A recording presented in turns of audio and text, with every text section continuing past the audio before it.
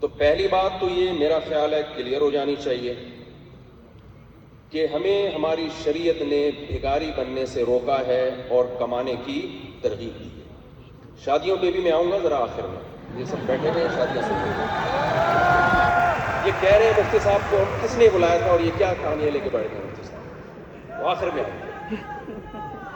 تو کمانا ضروری ہے سر، آخر میں اس ٹاپک پر وہ بور ہو رہے ہیں، مجھے پتا ہے وہ پسینے چھوٹ رہے ہیں، کیا باتیں کرنے جا رہے ہیں۔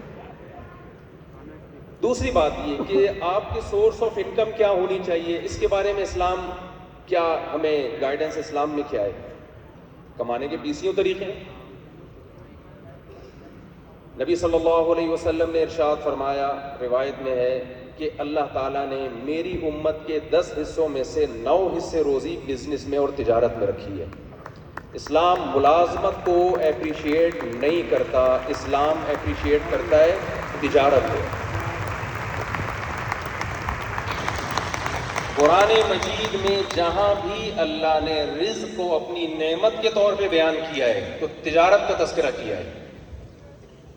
کئی آیتیں، میں چند آیتیں ایک مثال کے طور پر آپ کے سامنے پیش کرتا ہوں۔ 30ویں پارے کی مشہور صورت ہے لِإِيلَافِ قُرَيْشٍ إِيلَافِهِمْ رِحْلَةَ الشِّتَاءِ وَالصَّيْفِ۔ اللہ نے فرمایا مکہ والوں کو اللہ کا شکر ادا کرنا چاہیے کس بات پہ کہ یہ کاروبار کے لیے 2 سفر کرتے ہیں، رحلۃ الشتاء والصیف، یہ بزنس سال میں 2 دفعہ کرتے ہیں، سردیوں میں بھی اور گرمیوں میں بھی۔ اس نعمت پر ان کو اللہ کا شکر ادا کرنا چاہیے۔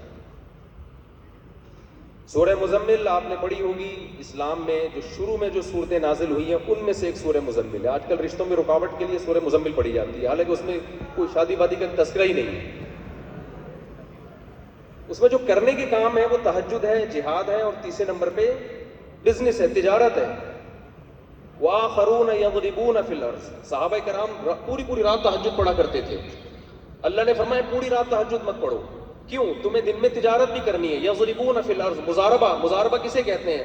ایک آدمی کا پیسہ ہو، دوسرے کی محنت ہو، اور پروفٹ کو دونوں پرسنٹیج کے حساب سے شیئر کریں۔ پورا رکوع اللہ نے سورہ مزمل کا اس مضاربت پہ نازل کیا ہے۔ اسی سورہ مزمل کی بیس پہ حضرت عمر رضی اللہ تعالیٰ عنہ کا قول ہے، ما من عمل احب الی ان یکون فیہ اجلی بعد الجہاد فی سبیل اللہ الا ان تکون فی تجارت ابیع و اشتری۔ فرماتے ہیں میں چاہتا ہوں اگر میری ہر شخص نے مرنا ہے، کس کنڈیشن میں، کس حالت میں ہماری موت ہو، ہم میں ہر شخص چاہتا ہے کہ اچھی حالت میں موت آئے۔ آپ میں سے کوئی چاہتا ہے سینما گھر میں فلم دیکھ رہا ہو اور اچھا سا گانا چل رہا ہو اور مر جاؤں میں؟ کوئی چاہتا ہے ایسا؟ یا سگریٹ پی رہا ہو، سٹے لگا رہا ہو، اسی دوران موت آ جائے؟ میرا خیال ہے چاہتے ہیں شاید۔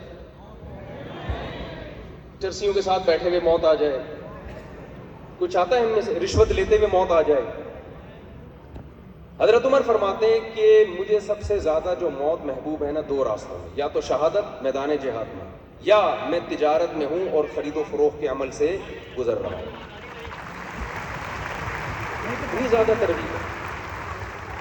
اور سید الانبیاء صلی اللہ علیہ وسلم نے عمل بھی ایسا کر کے دکھایا۔ ہمارے نبی کی پہلی شادی بزنس اور تجارت کی بیس پہ ہوئی ہے۔ حضرت خدیجہ رضی اللہ تعالی عنہا آپ صلی اللہ علیہ وسلم سے عمر میں 15 سال بڑی تھی۔ آپ کے پاس پیسہ تھا انویسٹمنٹ کے لیے، آپ کو کوئی ایماندار، صادق اور امین شخص چاہیے تھا۔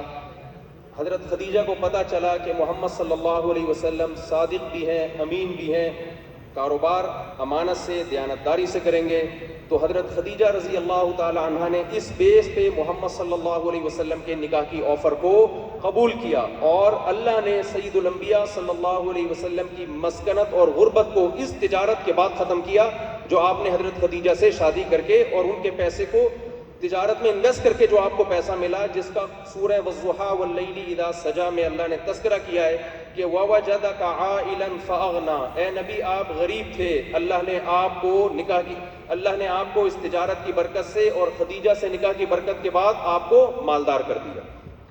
کتنی بڑی دلیل ہے ہمارے لیے یہ۔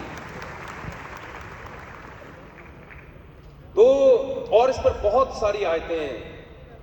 آپ کو معلوم ہے بہت سارے ملک جو اسلام میں داخل ہوئے مسلمان تاجروں کی وجہ سے داخل ہوئے. گوروں نے یہ بات اپنی تاریخی کتابوں میں لکھی ہے. انڈونیشیا، ملائیشیا اور افریقہ کے بہت سارے کنٹریز یہاں مسلمان تاجر گئے اور انہوں نے تجارت کے ذریعے ان علاقوں پہ ان کا ایک روب پیدا ہوا.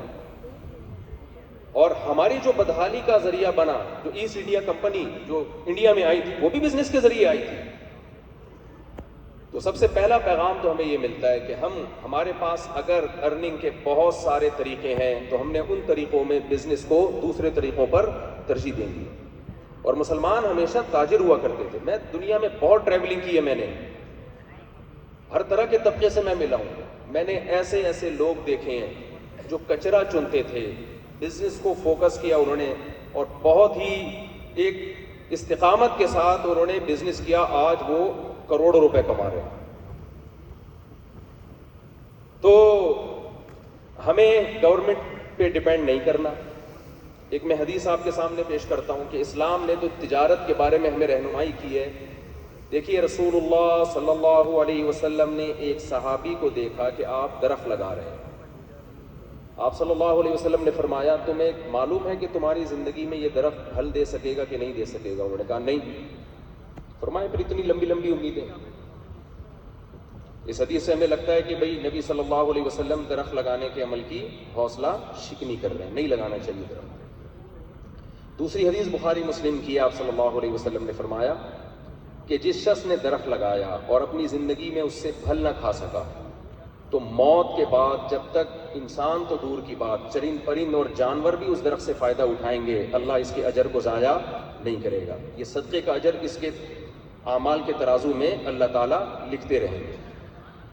تو آپ تجارت صرف اپنے لیے نہ کریں، بعد میں آنے والی قوم کے لیے، جو بعد میں آنے والی نسل ہے اس کو اسٹیبل کرنے کے لیے. دیکھیں جب آپ ایجوکیشن کی فیلڈ میں آگے بڑھتے ہیں، یقیناً بڑھنا چاہیے، لیکن آپ کتنی ہی بلندیوں تک پہنچ جائیں، آپ کی موت کے بعد آپ کے بچے آٹومیٹیکلی ایجوکیٹڈ نہیں ہوتے. ان کو پورا اسی پروسیس سے گزرنا پڑے گا. گزر گئے تو ٹھیک ہے، نہیں تو نہیں. لیکن میں جب تاجروں سے ملتا ہوں، دنیا میں ٹریولنگ ہوتی ہے میری، تو میں کہتا ہوں یار تم نے صرف مٹھائی کے لڈو سے اتنا کما لیا؟ لڈو بنا کے بیچ رہے ہیں، ارب پتی لوگ ہیں. کہہ رہے ہم 500 سال سے لڈو بنا رہے ہیں. کیا بنا؟ 500 سال سے ہمارے باپ دادا، 500 سال پہلے ہمارے کسی دادے نے یہ کام شروع کیا تھا. تو جب اس کی ڈیتھ ہوئی ہے تو ہم نے زیرو سے شروع نہیں کیا بلکہ اس سے آگے سے شروع کیا. اس کے بعد اگلی نسل اس سے آگے، پھر اس اگلا. تو 500 سال کے بعد جو نسل آئی ہے وہ تو ان لڈو سے ٹھیک ٹھاک کما رہی ہے. میں نہیں کہہ رہا کہ آپ لڈو بیچنا شروع کر دیں، میں ایک مثال دے رہا ہوں. اور یہ جو ہمارے ملک کے حالات خراب ہوئے ہیں نا، یہ ہمارے لیے بہت بہتر ہے. ابھی ایک اسپیکر تھے، بڑی پیاری بات کی. انہوں نے کہا میں کہانیاں سناتا ہوں. انہوں نے کہا نا تو میں بھی آپ کو 2 کہانیاں سناتا ہوں، ایک سچی اور ایک جھوٹی. بعض دفعہ کہانی جھوٹی ہوتی ہے لیکن اس سے موٹیویشن بڑی تگڑی ملتی ہے. پہلے جھوٹی والی سنا دیتا ہوں، پھر سچی والی سنا دیتا ہوں. جھوٹی کہانی یہ ہے کہ ہماری دادی ہمیں قصے سنایا کرتی تھیں. پہلے زمانے میں دادیاں بڑے زبردست ایک خود موٹیویشنل اسپیکر ہوا کرتی تھیں دادیاں. بچوں کو نا بچپن سے، مجھے یاد ہے ہم چھوٹے بچے تھے تو لڑکیاں بیٹھی ہوئی نا عید کے دن، ہماری کزنیں بہنیں مہندی لگا رہی تھیں. تو ہم بھی بیٹھ گئے، بچے بیٹھ جاتے مہندی لگانے. تو ہماری دادی نے کہا نا نا نا لڑکے مہندی نہیں لگاتے ورنہ تلوار نہیں پکڑ سکیں گے. تو وہ ان میں جو ہے نا نسوانیت پیدا ہو جائے گی. تو یہ ہم نے کون سا کوئی بم اٹھانا تھا بعد میں جا کے، لیکن ایک سمجھایا کرتی تھی کیونکہ تم آدمی ہو تو آدمیوں والے کام کرو. آج کل تو دادیاں مارکیٹ سے ویسے ہی شارٹ ہو گئی ہیں کیونکہ بچے اتنی عمر کے بعد جا کے آپ کی شادیاں ہو رہی ہیں. تو بچے اتنی دیر سے پیدا ہوتے ہیں، مائیں دادی بننے سے پہلے بہت ہو جاتی ہیں. تو دادا اور دادی ونس اپون اے ٹائم ہوا کرتے تھے. اس لیے میں کہتا ہوں جلدی شادی کر لیا کرو تاکہ دادا دادی جوانی میں بن جاؤ. تو وہ ہمیں آدم علیہ السلام کا نا واقعہ سناتی تھی کہ آدم علیہ السلام کو جنت سے نکالا گیا. ہم کہتے تھے بالکل دادی نکالا گیا. کہتی تھی آدم علیہ السلام کو جنت میں سب چیزیں فری میں ملتی تھیں. ایسا ہی ہوتا ہے نا جنت میں سب کچھ فری میں؟ ہم نے کہا بالکل ایسا ہی ہوتا تھا. دادی کہتی تھی جب پتہ ہے دنیا میں آئے نا وہ، تو اللہ میاں نے کہا دنیا میں فری میں نہیں ملے گا، اب آپ کو یہاں محنت کرنی پڑے گی. چھوٹے بچے دادی سے کہانی سنتے تھے. اچھا بھائی پھر کیا ہوا؟ دادی کہتی ہیں پھر انہوں نے بیل خریدا، ہل چلایا، گندم بویا، اور پھر گندم سے روٹی بنائی، تو جب روٹی کھانے کے لیے بیٹھے تو روٹی پہیا بن کے بھاگ گئی ہے، تو یہ کہانی پھر آدم علیہ السلام اس روٹی کے پیچھے بھاگے ہیں۔ ہم کہتے تھے یہ اللہ تعالیٰ اتنی ٹینشن حضرت آدم کو کیوں دے رہا تھا؟ روٹی پہیا بنی اور بھاگ گئی اور پھر آدم علیہ السلام پیچھے پیچھے بھاگ رہے ہیں۔ تو دادی کہتی تھی کہ بھائی اس دنیا میں لانے کا مقصد آدم علیہ السلام کو یہ تھا کہ یہاں فری میں روٹی نہیں ملے گی، آخری دم تک روٹی کے لیے آپ کو محنت کرنی پڑے گی۔